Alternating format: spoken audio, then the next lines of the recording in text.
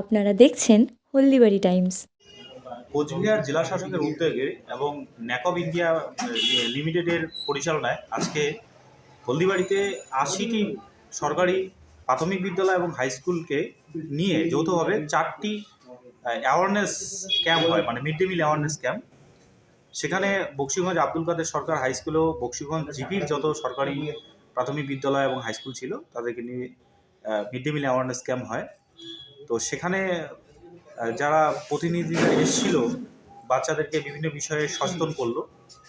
আমরা এই রকম সচেতনতামূলক যে অনুষ্ঠান এর সাধুবাদ জানাই, এবং তাদের বক্তব্যের মধ্যে একটা জিনিস পরিষ্কার হলো যে সরকার মিড ডে মিল সম্পর্কে যথেষ্টই আন্তরিক, বাচ্চাদের পুষ্টিকর খাবার, পরিচ্ছন্ন পরিবেশে পুষ্টিকর খাবার দিতে চায়। এই প্রসঙ্গে আমরা বঙ্গীয় প্রাথমিক শিক্ষক সমিতি থেকে বলতে চাই যে মিড ডে মিলে প্রাথমিক বিদ্যালয়ে পড়ুয়া পিছু দৈনিক বরাদ্দ মাত্র 6 টাকা 19 পয়সা, যেটা আগে আরও কম ছিল।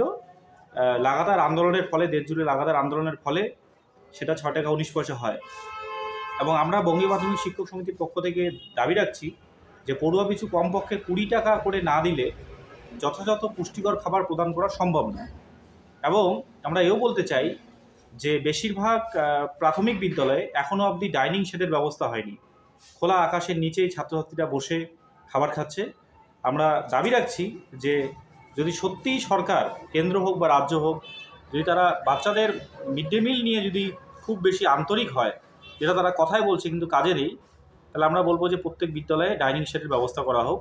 এবং আরেকটি উল্লেখযোগ্য বিষয় যে রাঁধুনি, যারা মিড ডে মিল ওয়ার্কার, যারা মিড ডে মিলের প্রাণকেন্দ্র বলা যায়, যারা সেই সকাল 11টায় আসছে স্কুল খোলার টাইমে এবং 2টা 3টার সময় বাড়ি যাচ্ছে, এত কাজ, রান্না করা, পরিবেশন করা, বাসন মাজা, এবং তাদের মজুরি যৎ সামান্য। উদাহরণ হিসেবে বলা যায় যে কোনো প্রাথমিক বিদ্যালয়ে যদি 2জন রাঁধুনি থাকে, তারা মাসের শেষে 4,000 টাকা পাচ্ছে, অর্থাৎ একজন রাঁধুনির কপালে জুটছে 2,000 টাকা করে। আমরা দাবি রাখছি যে রাঁধুনিদের যে পারিশ্রমিক আরও বাড়ানো হোক, প্রতিটি রাঁধুনিদের পারিশ্রমিক কমপক্ষে 10,000 টাকা করে করা উচিত বলে আমরা মনে করছি। যেখানে আইসিডিএস সেন্টারগুলোতে রান্নার জন্য একজন হেল্পার আছে, তাহলে প্রাথমিক বিদ্যালয়ে কেন স্থায়ী কর্মী নিয়োগ হবে না, যেখানে তাদের একটা নির্দিষ্ট স্যালারি সিস্টেম থাকবে।